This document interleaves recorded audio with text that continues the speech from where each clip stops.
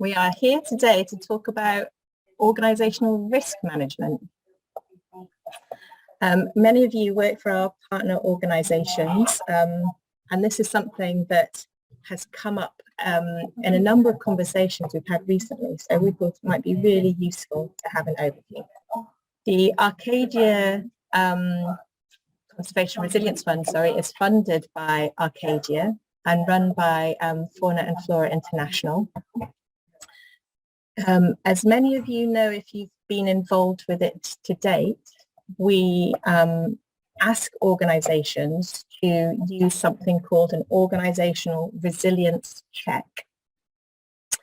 Within that, it's basically a checklist where organisations look at different aspects which make their organisation resilient.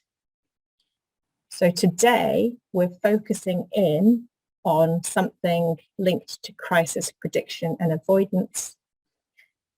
One statement is the organization regularly assesses risks. And the second statement is a risk register is in place. So this webinar will help you work towards those two objectives. If you have no idea what I'm talking about in terms of the resilience check, I can share a link to where we've put this on Google Drive later in the session.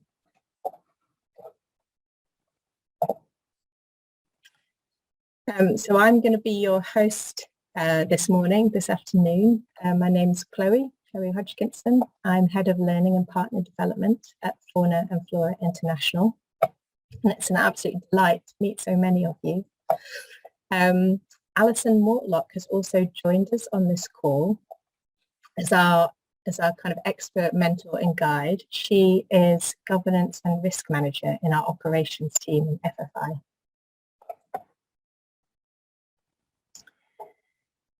So by the end of this session, you should be able to, 1, describe the stages of the risk management process, 2, identify, assess and prioritise risks faced by your organisation, and 3, create a basic risk register. So strap yourselves in. Here's where we're going to get to. When we talk about risks, the basic definition is something that might stop you reaching where you want to get to. It might stop your organisation reaching its goals, its objectives.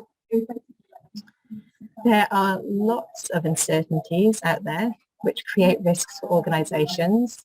We are all very, very aware of the big ones, like pandemics, for example, like climate change, like cyber attacks. But there are also risks that are smaller and closer and more likely.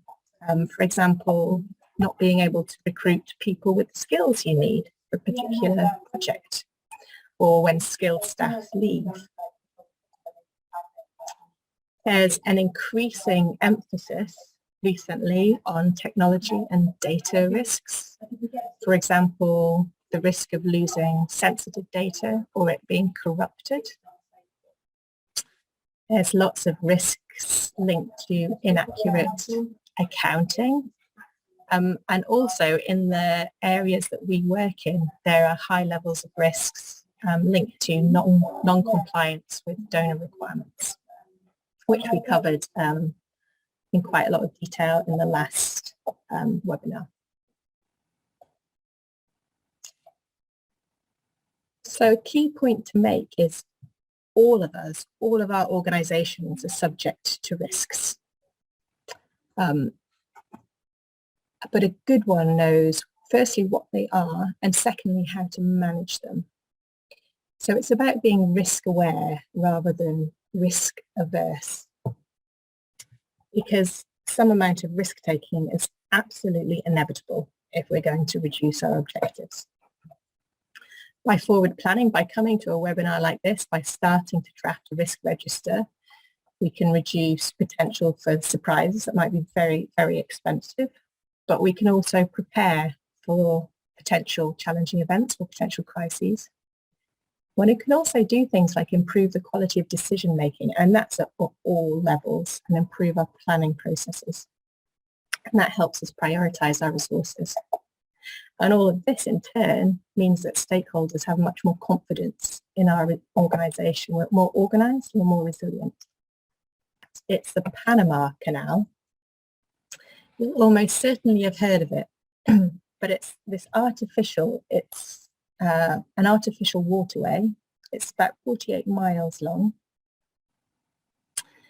and it connects two oceans. It connects the Atlantic Ocean with the Pacific Ocean. It was one of the most difficult engineering projects ever undertaken, but also it's the first really good example of risk management that we have. I'll tell you why. So the French started work on it. They thought it was a really good idea, joining these two oceans. It would cut a lot of travel costs and time by boat, having to go all the way around. They started work in 1881, but they had a huge number of problems. For example, their planning took no account of rainy season. They hadn't even thought about rainy season. So water levels changed, often on an hourly basis. Landslides of the soil coming back into the area they just excavated was common. Machinery rusted. Not just that, but they were surrounded by forests that had snakes, insects, spiders. There was disease. Yellow fever and malaria killed thousands of workers. And they estimate that they were losing, so 200 workers died per month. And the estimates are about 22,000 people died during the construction of this canal. They were losing so many people that the French stopped work just over 10 years later. The USA were the next country to get the contract to continue the work, and their approach was fairly revolutionary at the time. Instead of starting by digging, they started by managing the risks. So the first year or so, they did absolutely no construction. They did things like risk mitigation. So they built houses, water systems for the workers, reduced standing water, for example, so there was less chance of malaria, cut down the trees nearby, so there was less chance of problematic animals or diseases. They enlarged the railway so they could start to take soil away from the place. They did things like they sprayed insect breeding areas with larvicides, installed mausoleums. And because of that, eventually they lost a lot fewer workers, but they were successful in completing the project. So it's a really nice example of where taking the time and putting some money into risk mitigation means that you're much more likely to be successful.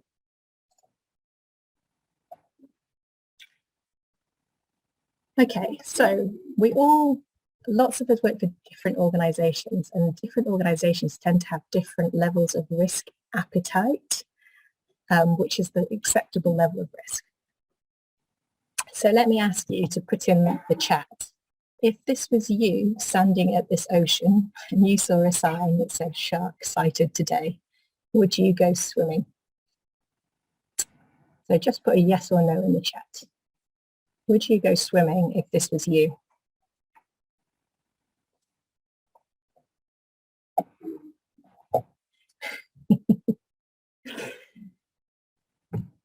We've got lots of no's, but also some yeses, which is really interesting.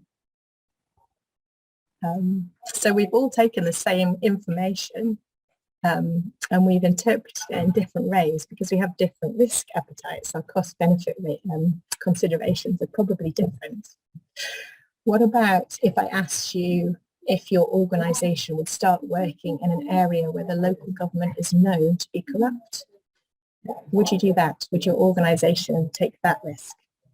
Do you think it's something you could manage? Just put yes or no in the chat again.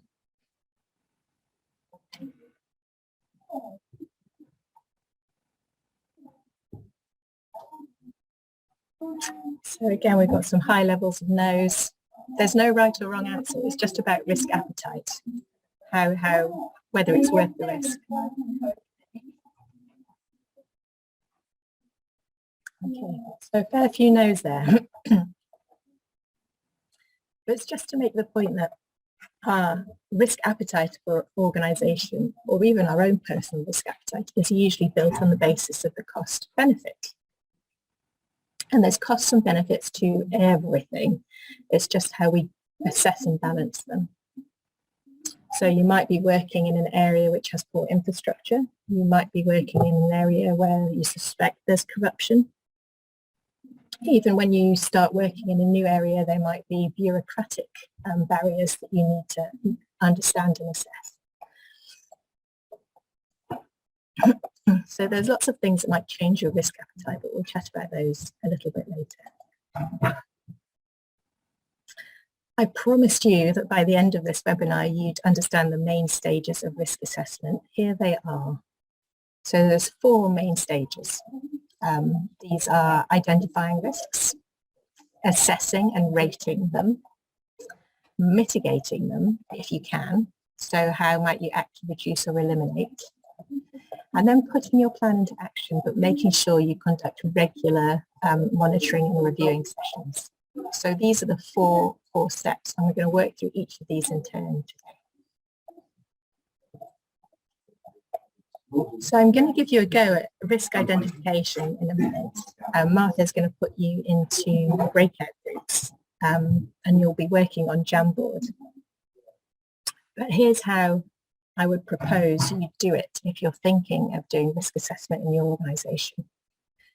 The fundamental question you want to ask is, what could stop your organisation achieving its goals? So today we're going to do some brainstorming or brainwriting, which is usually quite high energy, short time scale, boom, boom, boom, just getting lots of ideas down.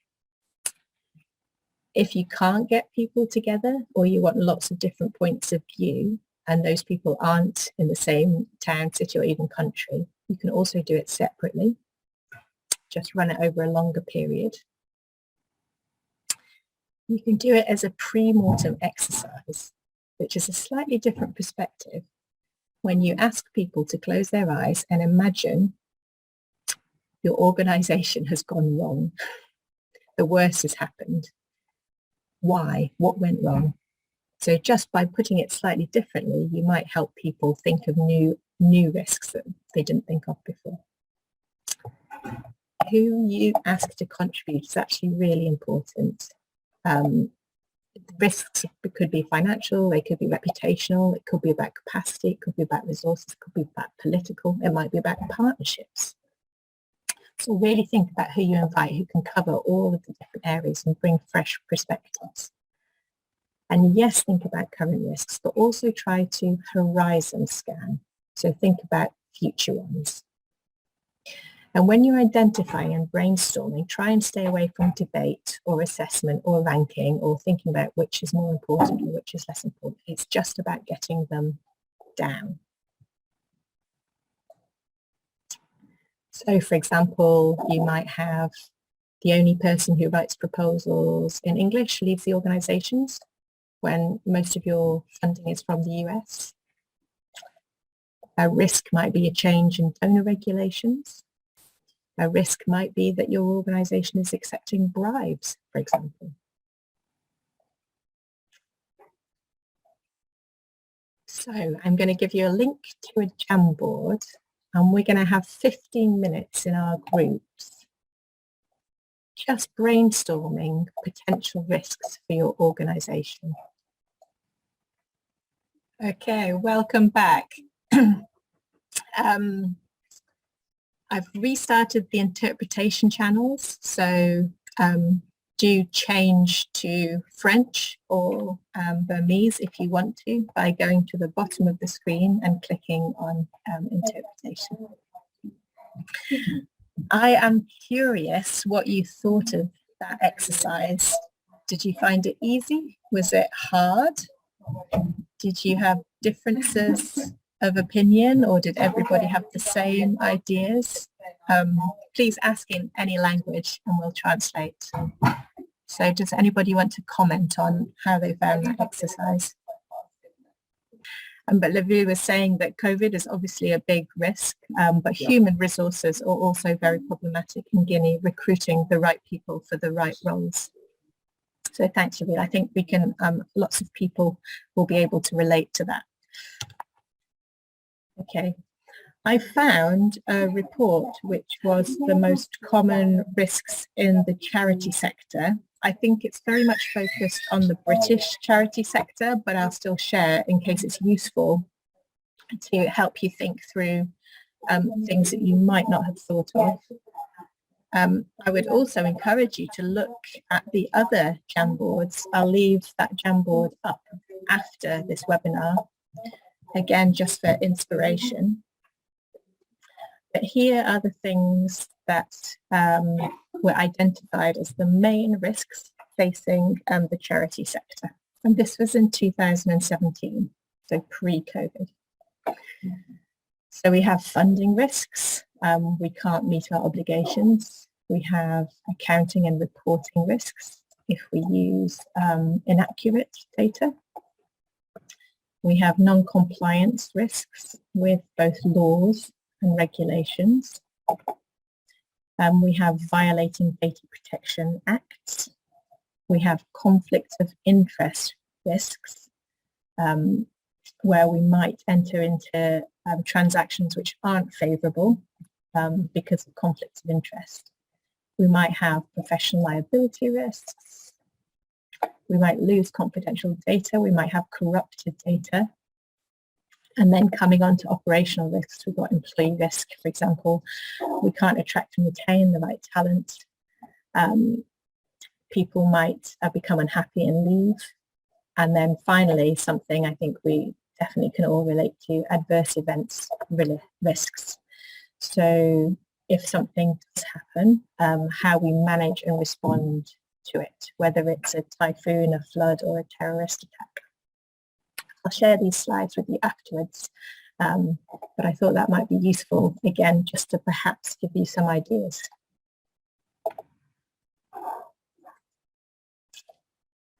Once you've got your brainstorm and you've got all of these thoughts down, generally the next step is to start to first clean them, check for repeats, particularly if you've had lots of different people working on it. But then you start to put them in categories.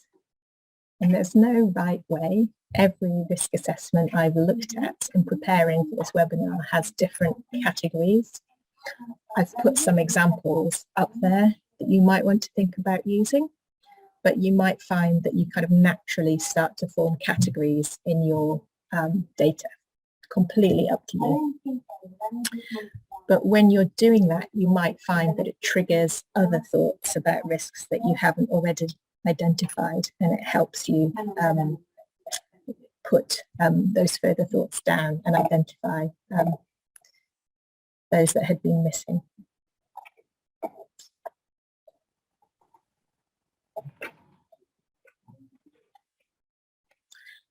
So we've got an example of governance. So Etienne asked for an example of when governance might be a risk.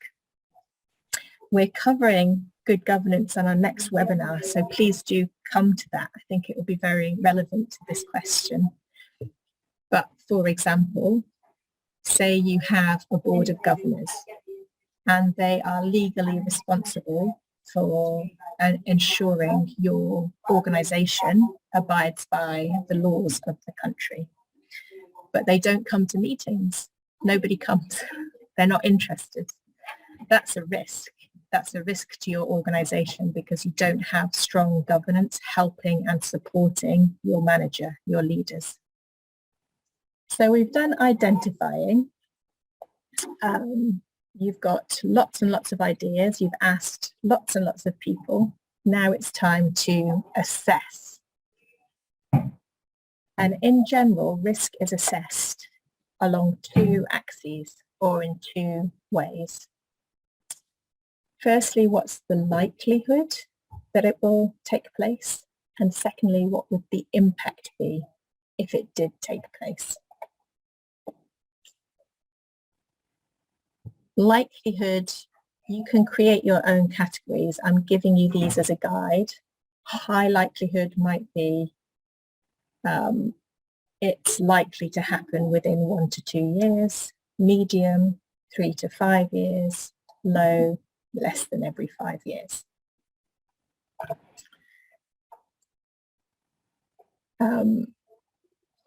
You might not want to put numbers on it. You might just have things like rare, possible, almost certain, for example. And then impact is, if it does happen, what would be the result? Oops. Is the impact high? Might you actually have to stop your activities? Is it medium? You can continue, but performance, timescale, cost might be significantly affected. Or is it low? So it might be small and easily managed at a fairly routine level.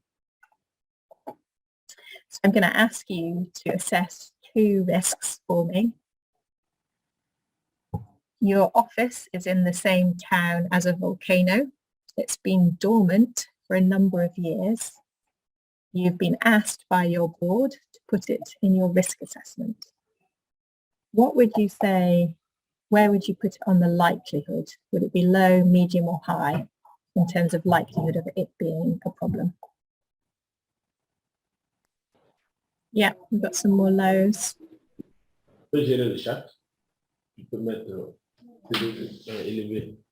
Okay, what about impact? So if we're saying if it's fairly low likelihood to happen, if it did erupt, assuming it did erupt, and it was in the same town as you, what do you think the impact could be on your organisation? Would the impact be low, medium or high if a volcano erupted next to your office? Okay, we got high. We got high.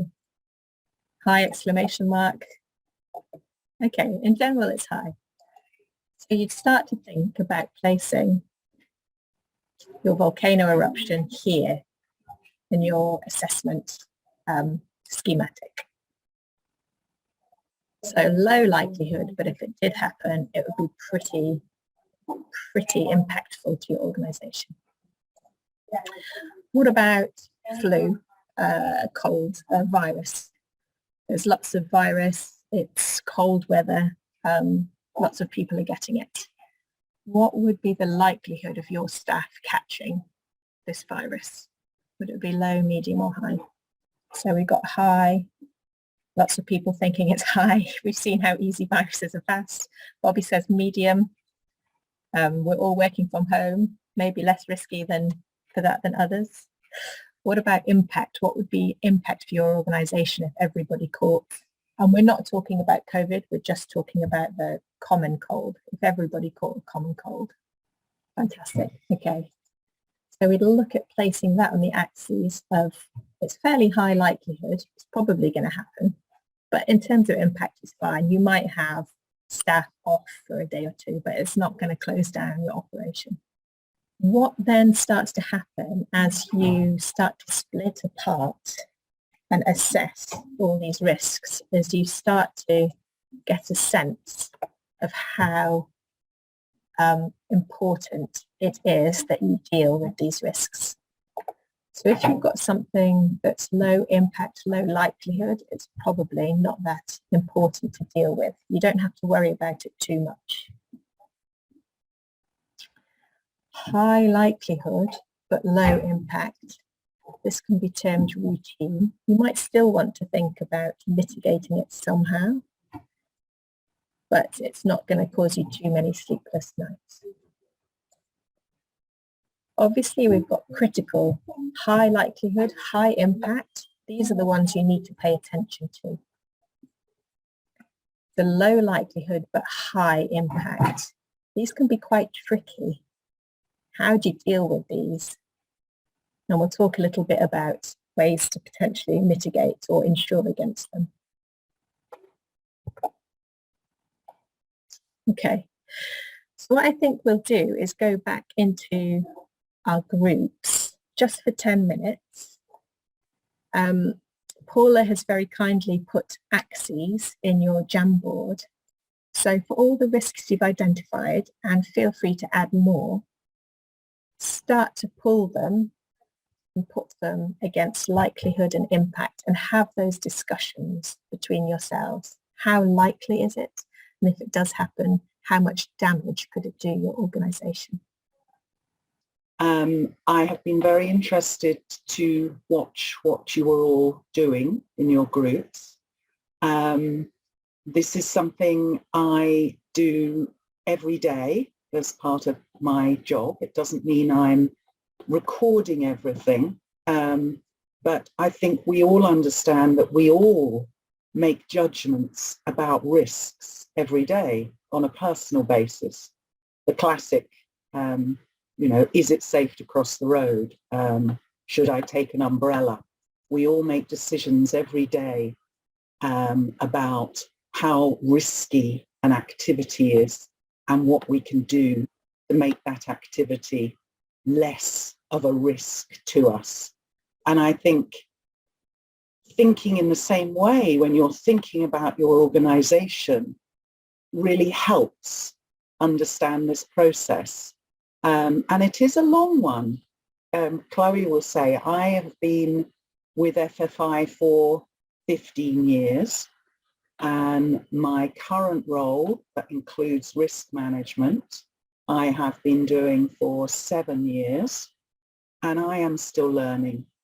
I am still learning all the time, and thinking about risk in a different way as events change, my knowledge increases. But just to give you an example of how you can believe that you understand risk and that your organization has developed good risk management systems, and then something like COVID happens. I will admit, FFI, and we have a very detailed risk register. We have done all the processes that we are discussing, written everything down, thought that we know how to manage those risks, and nowhere had we considered the impact of a pandemic, a global pandemic. And okay, maybe even if we'd thought about it, we would not necessarily have been able to, well, certainly not prevent it. FFI couldn't prevent it. But maybe there might have been ways we could have lessened the impact if we had thought in advance something like that might happen. And I think the other interesting thing for me is the places that you all live and work, to me, in the UK, have different risks to where we live, risks that I think must affect your activities. But it wasn't very obvious to me that you were thinking about risks outside your organisation. Maybe, and I'm interested, is it because they are things you are so used to, that are such a part of your day-to-day, and I mean more extreme weather, more risks when you travel, more unstable political environments.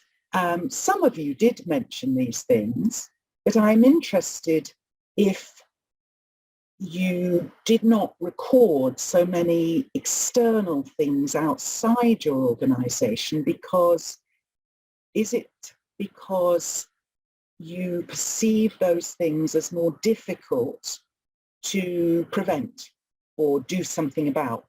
And it's just something I think it's worth thinking about, not just risks immediately within your organisation, about staff, about your funding, but also those bigger outside things and whether you can lessen the impact if certain external things happen as well. I'd just be interested in your thoughts about that, internal, external, and what you feel is your ability to do something, because we can all do something to make an event less catastrophic, I think, and there are ways, but it takes time, and you, in your organisation, you won't all agree because we're all different people. And Chloe said at the beginning, we all think about risk differently. So when as an organisation you're trying to agree what the biggest risks are, you may not always all agree. And that can also make the process take a long time. But you shouldn't worry about that. You shouldn't worry if everyone agrees or not, I don't think. But eventually you will end up with an understanding of what the biggest risks are to you as an organisation and what steps you can take to either avoid that risk or make its impact smaller. I hope that makes sense to everyone. Thank you so much, Alison. Does anyone have a reaction or comment or question on what Alison's just said? So this is your risk matrix. You can start to see which might be critical, which might be low importance. What you will often see with risk is people start to give it a risk rating and a number. And that's very simply done. So can you see in this risk matrix, low has been given a score of 1, medium 2, high 3. And the same for likelihood. So you start to put numbers on the rating. It doesn't have to be 3. Sometimes organisations work on a scale of 5, sometimes 7. I would say it tends to be an odd number. Once you've got those numbers, you use them to create an overall risk rating. And you can, sorry, the quality is not good in this slide, but you can hopefully see in the first column, you have a likelihood score. In the second column, you have an impact score. And then you have an overall risk rating. In this case, they've achieved that by multiplying likelihood by impact. That's up here. That's how you might create your score. Oops. So 3 multiplied by 3 is 9. 3 by 2 is 6. 2 by 3 is 6. You can see in these two cases, here this is high likelihood but less impact. Here this is less likelihood but high impact, but they've achieved the same score. A number of organisations say, we don't think it's quite right that likelihood is weighted the same as impact. We think it's more important to focus on the higher impact ones, not necessarily the high likelihood ones. So you might see the score being impact multiplied by likelihood, impact. And that's just weighting and saying impact is actually a bit more important than likelihood, so we're going to weight it. Don't get too hung up on maths. Just to say, if you notice that organisation has done this, it's their choice, and it might be your choice too. You might even see adding 2 times impact, but that's just why. That's just saying impact should be weighted slightly heavier than likelihood. So you've got your risks identified, you've got them ranked, you may even have given them a score for overall risk rating relative to each other.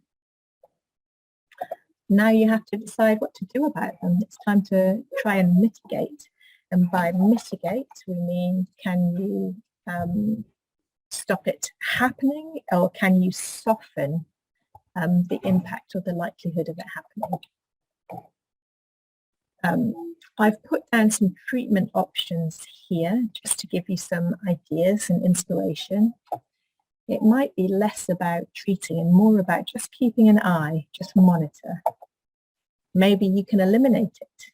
Maybe you can reduce. Maybe you can insure against it. And by that, I might mean, yes, you can buy an insurance policy. There's brokers to sell you insurance for lots of different things.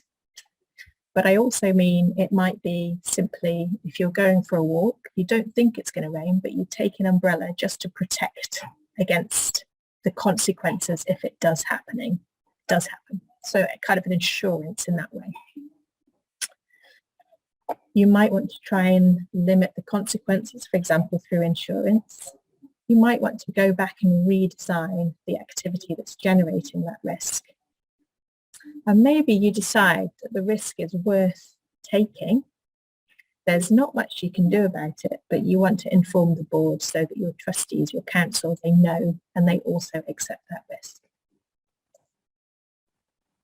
And remember, you can think about it in the two axes. You can think about lowering the likelihood, but also lowering or mitigating or insuring against the impact. So it might help to think again about those two different things. I've just taken some examples. Again, I'm not expecting you to read through all of this now, but I'll share these slides. So you have these as an example. It just gives an example. For example, if you're wanting to mitigate against cyber risk, the kind of things you might want to think about, for example, a firewall, antivirus software. Health and safety, for example, staff injury, you might want to think about training up your team in first aid. You might want to think about getting health insurance or a travel policy in place. So just some ideas. Okay, we're going to go back into our groups. I was going to say 10 minutes, unless anyone feels strongly they want longer. But let's say 10 minutes. Just pick one risk to start with and just brainstorm ideas, what you might do about that risk. Brilliant. I've just got a few slides to finish. You may have noticed in your mitigation measures, some are more expensive than others. And it's worth starting to think then about how much they will cost you. And that's in terms of money as well as in staff time. And this is where common sense comes in. What's worth doing and what's worth saying actually probably we'll just accept the risk rather than take that very expensive measure.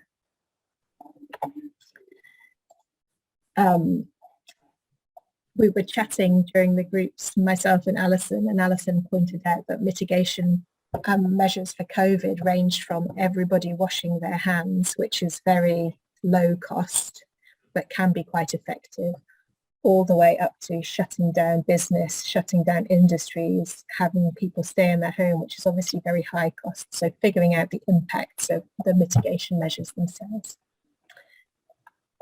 Then I would also say it's not enough to have these mitigation measures written down. You need to make them live.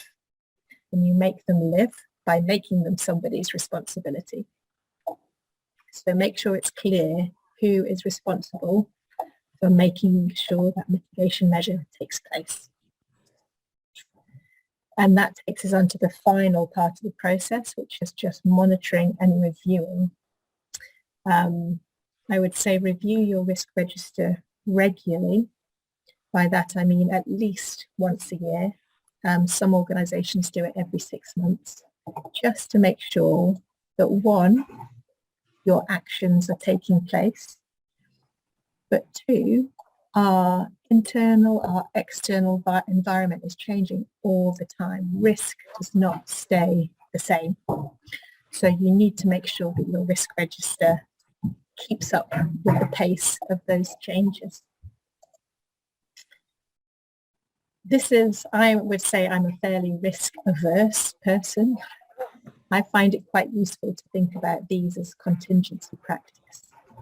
So I would call it a rule of thumb for being risk averse. In terms of project performance, try and under-promise and over-deliver. In terms of funding, try to develop financial reserves and never assume you will get money. Only allocate money when it's being received. In terms of timescale, try and allow for unexpected.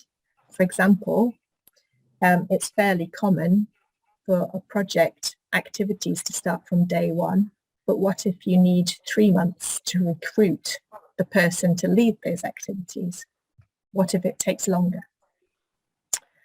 And then in terms of costs, you might want to think of things like inflation and exchange rates when you're writing your budget.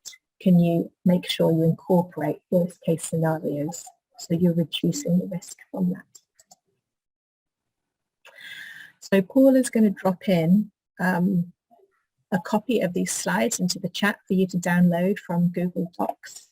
I've put some example risk registers, as much to say there's no one right way to keep all of this information. They can range from the very simple, which is everything we've talked about. So the risk area, the description, probability impact, and then mitigating actions and who's responsible. And they can get gradually more complicated or developed, should I say.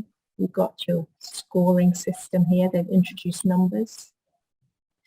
And they've also introduced what that risk score looks like after the mitigation measures have been put in place. And then you have something like this, which is a page per risk where you have the matrix included, etc.